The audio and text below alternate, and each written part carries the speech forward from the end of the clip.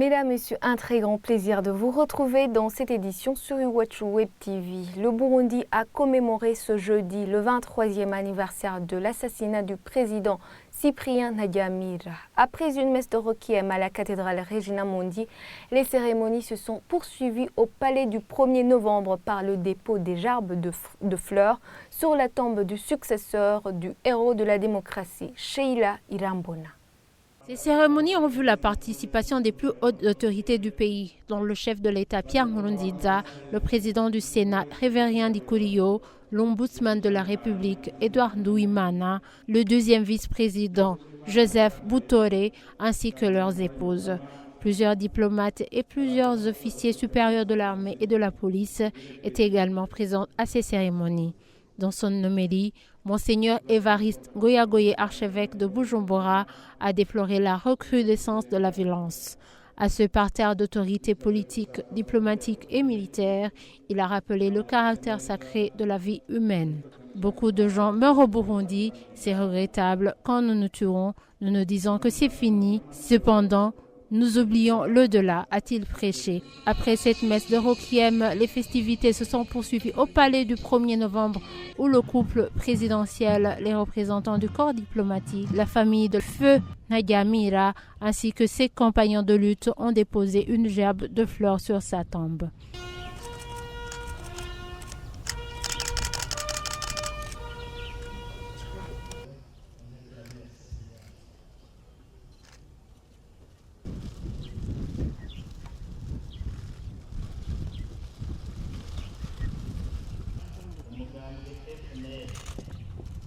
Avant la fin de ces cérémonies, tout ce monde a suivi le célèbre discours du président Cyprien Ntaryamira où son leitmotiv était la discipline.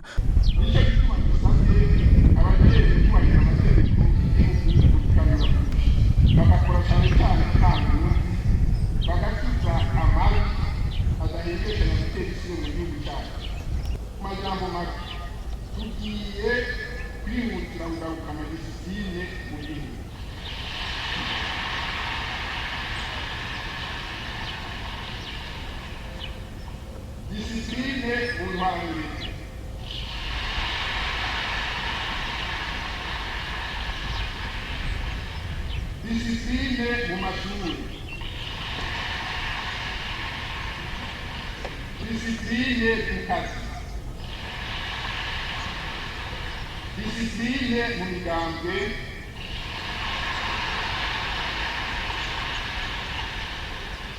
discipline mu ntwaro,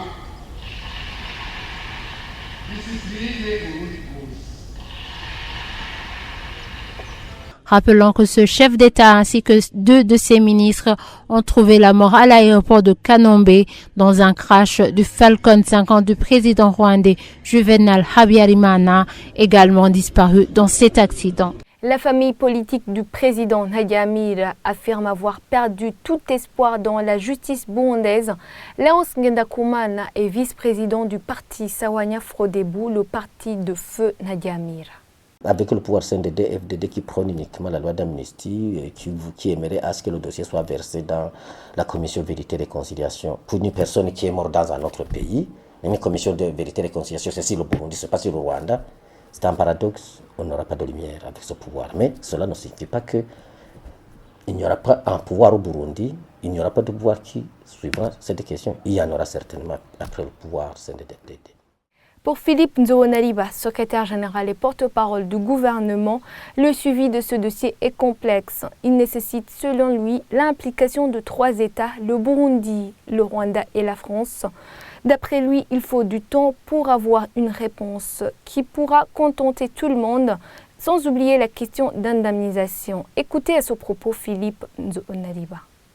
Le traitement du dossier de l'assassinat ou de l'attentat contre l'avion qui transportait le président Ntaryamira et ses collaborateurs ainsi que le président du Rwanda Habyarimana, c'est un dossier complexe qui doit être traité minutieusement, tout comme également l'assassinat a été minutieusement préparé.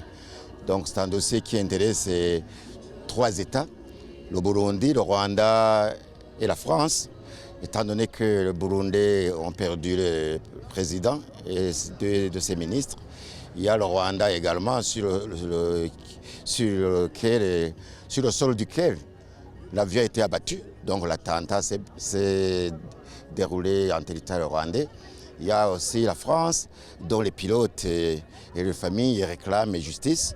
Donc devant cette complexité, il faut bien qu'on prenne toutes les précautions nécessaires qui ont été par ailleurs au niveau des enquêtes un peu handicapées par les contradictions entre les résultats des enquêtes, des premières enquêtes du juge Bruguier et la commission qui a été mise par le Rwanda. Donc du moment qu'il y a une divergence de perception des responsabilités, c'est bien normal que le Burundi s'aligne sur les résultats, je dirais, la réponse finale qui devra prendre tout le temps nécessaire, la technicité nécessaire pour savoir exactement ce qui s'est passé. D'habitude, les compagnies d'assurance indemnisent après avoir obtenu l'établissement des responsabilités. Donc, c'est ça la complexité de parler. Donc, je pense qu'à ce niveau, s'il y a la volonté de chercher la vérité, il faut bien que cette volonté ait lieu. Alors, ce que je peux dire pour le cas du Burundi, le Burundi ne peut pas aller mener des investigations sur le territoire rwandais. Et les relations qui se sont envenimées avec le régime actuel du Rwanda ne peuvent pas favoriser non plus cette coopération. Donc, il faut bien qu'on attende pour que tous les concernés par cet attentat puissent un jour trouver une solution commune. Iwachu a approché l'ancien chef d'État Sylvestre Ntibantunganya, un des compagnons de lutte de feu président Ntaryamira, pour qu'il nous parle de ce successeur du premier président démocratiquement élu Melchior Ndadaye. Il parle d'un homme pragmatique, courageux et plein d'humilité. Sylvestre Ntibantunganya, ancien président de la République. C'était un homme pragmatique, c'était un homme de décision, c'était un homme de proximité avec les populations. Et je vous dis par exemple un programme qu'il avait monté chez lui, un projet qu'il avait monté chez lui, d'élevage de poules pondeuses, et où je l'accompagnais souvent, et ce qui nous donnait l'occasion d'ailleurs de visiter pas mal de familles. Vous voyez, on parle beaucoup de questions ethniques ici chez nous, mais ce n'était pas le cas chez lui parce qu'une fois même, je me souviens qu'on allait visiter la famille, la belle famille de le président Bagaza, qui était également encadrée dans ce projet.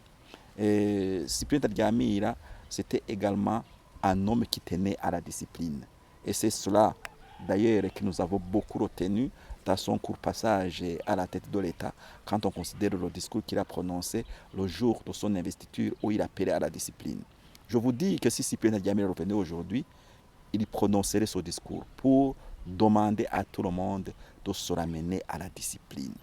Et voilà, c'est ici que prend fin cette édition sur Iwachu Web TV. À demain pour le prochain fait du jour. Iwachu Web TV.